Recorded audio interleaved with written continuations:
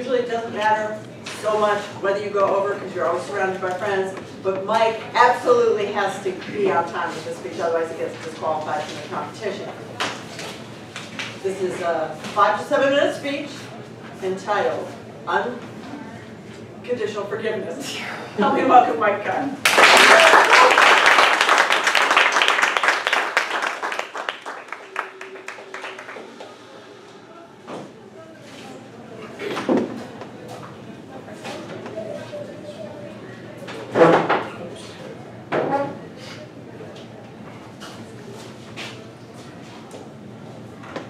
My wife got into the car on Christmas Day and hit the gas and she took off.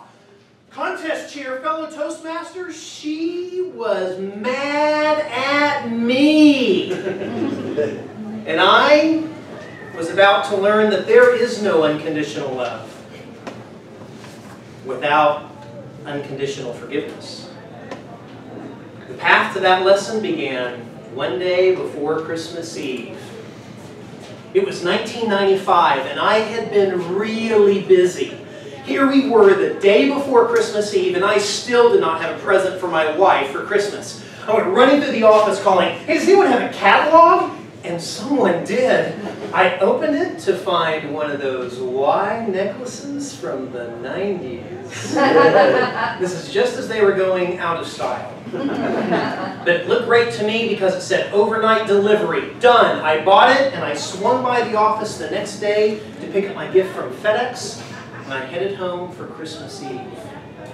That night, my wife and I put our kids to bed and we sat down in front of a roaring fire. My wife Julie looked at me and said, "I want to give you your Christmas present." Apparently for a year, she had been watching the kinds of gifts I admired. So when she handed me this beautifully wrapped box, I opened it to find a pair of silver cufflinks engraved with my initials. I was thrilled. And then she said, "Now it's my turn." I went over to my briefcase and I pulled out an unopened FedEx envelope and handed it to her. With a strained look on her face, she zip, opened the envelope, reached inside, and pulled out a little clear baggie, holding it up to the firelight. I could see then the necklace was plastic. She slowly put the necklace back in the envelope and quietly went to bed. And I thought, I wonder if something could be wrong. We got up the next morning and she drove us to my parents' house and she took off faster than I could say, "Costume jewelry." But that's when I realized I needed unconditional forgiveness. And it was about to get worse. We got to my parents' house, opened the front door, and there stood my mother crying. "Oh, Michael, you have to come and see what your brother-in-law got for your sister for Christmas. He got her the most beautiful necklace." My brother-in-law had been paying for dental school, and so he had decided no money for Christmas presents.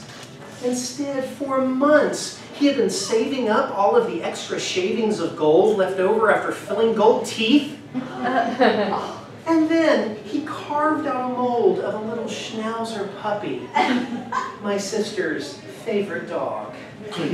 He melted down the gold, poured it into the mold to create this beautiful little schnauzer charm.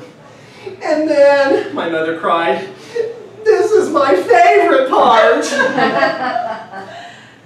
He did not eat lunch for 3 months so he could save up money for a modest chain on which to hang the beautiful little schnauzer charm.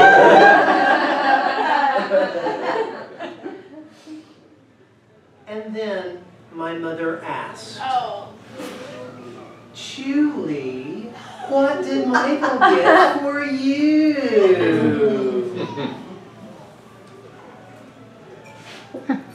I looked at my wife, and I could tell I was dead.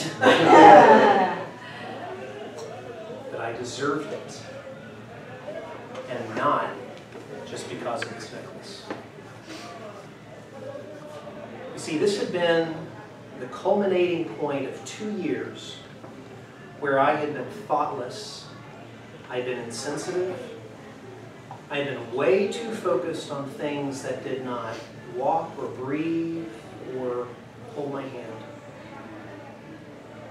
I deserved whatever pain was coming next.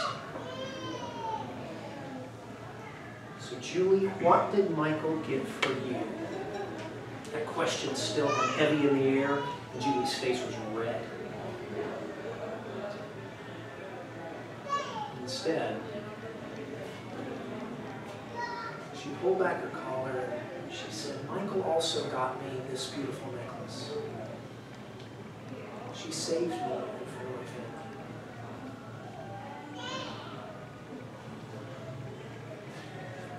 Do you know what it feels like to land on the soft side of unconditional forgiveness?